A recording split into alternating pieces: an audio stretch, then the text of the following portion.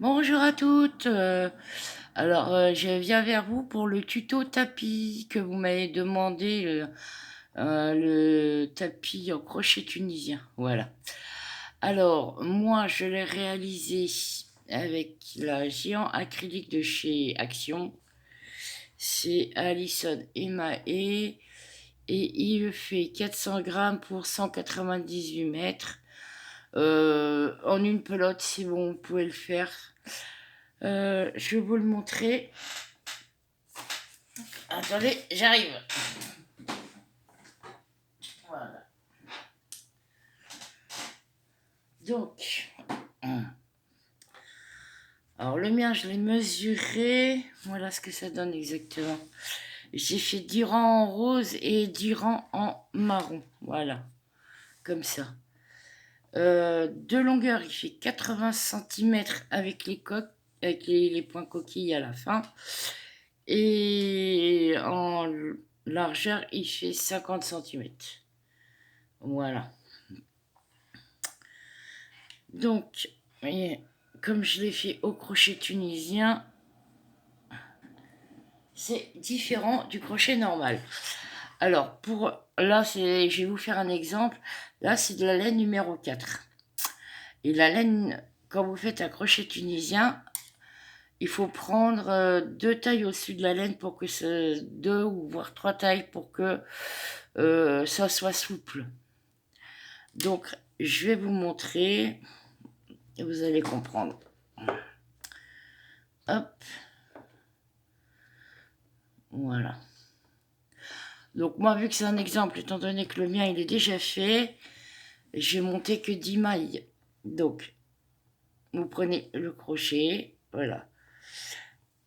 Par contre, regardez, moi, j'ai pris un crochet avec un câble. Parce que si vous prenez la même laine que moi, j'ai fait mon tapis, si vous prenez un crochet tunisien juste long, sans câble, j'ai peur que ça n'aille pas.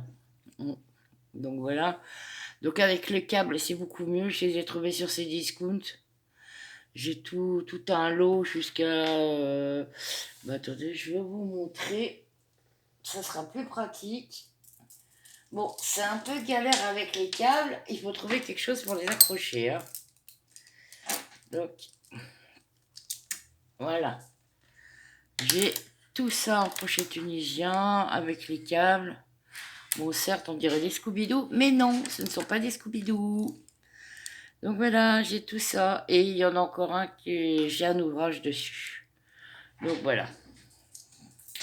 Donc, je les raccroche et voilà. Donc pour commencer, vous allez faire une maille chaînette, comme le crochet normal en fait. Et voilà. En fait. Là je suis à la deuxième déjà. 3, 4, 5, 6, 7, 8, 9 et 10. Et vous voyez, c'est bien lâche.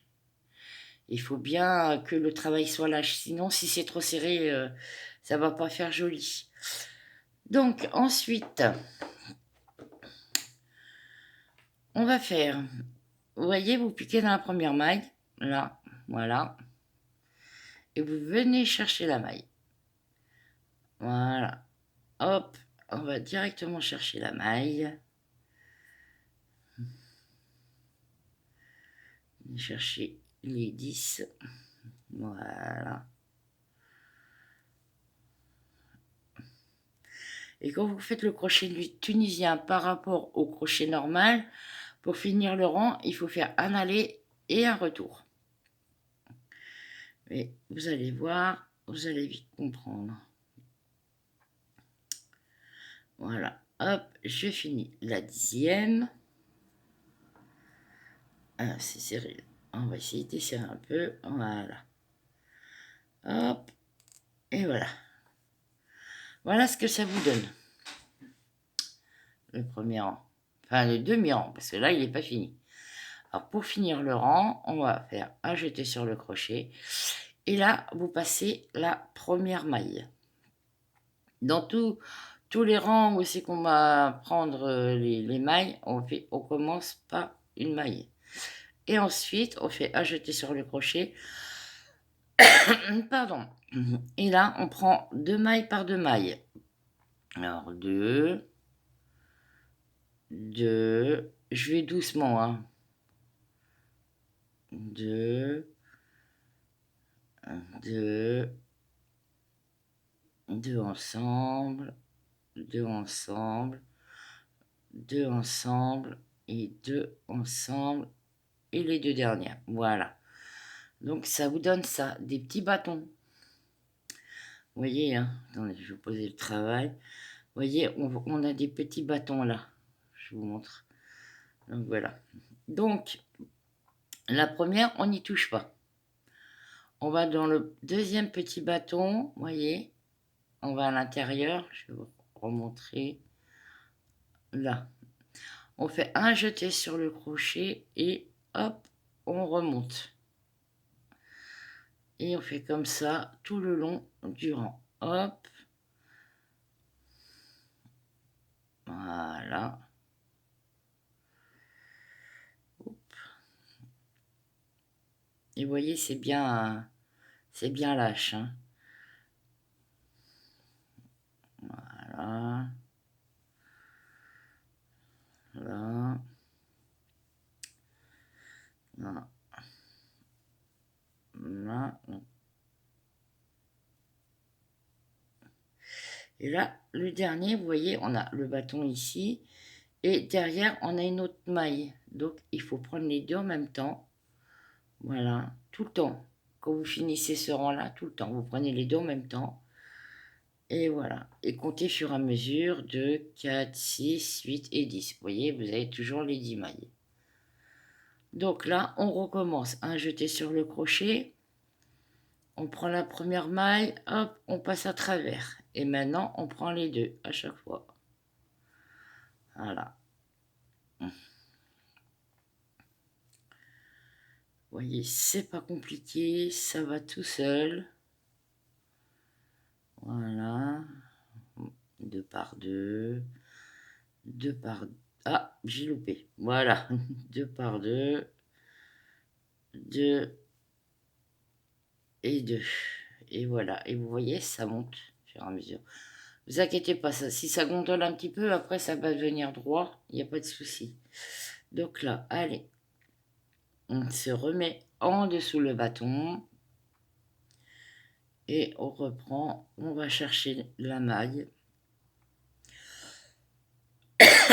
On va décidément, pardon. Voilà. On a 4, 5, 6, 7, 8 et 9. Et surtout, le dernier, vous n'oubliez pas, vous prenez les deux en même temps. Et voilà, ça vous fait 10. Voilà, vous voyez, ça monte très vite. Hein. Allez, je vais encore faire 2-3 rangs avec vous. On n'oublie pas la première maille toute seule. Après, 2 par 2. 2, 2, 2, 2, 2. C'est pas compliqué du tout. 2, 2 et 2. Voilà. Allez. Voilà. Je vais vous montrer un ouvrage que j'ai commencé, mais là, il y a beaucoup de mailles, hein, vous allez voir. Donc là, voilà, hop. Et là, on n'oublie pas de prendre les deux en même temps, voilà. Et voilà. Voilà ce que ça doit commencer à vous donner. Voilà. J'écarte un petit peu le travail, voilà. Donc sur ça, je vais vous montrer l'ouvrage que j'ai commencé. Juste pour vous montrer ce que ça fait. Ah oui, là, il est très très long. Hein. J'ai une centaine de mails. Hein. Voilà ce que ça doit vous donner.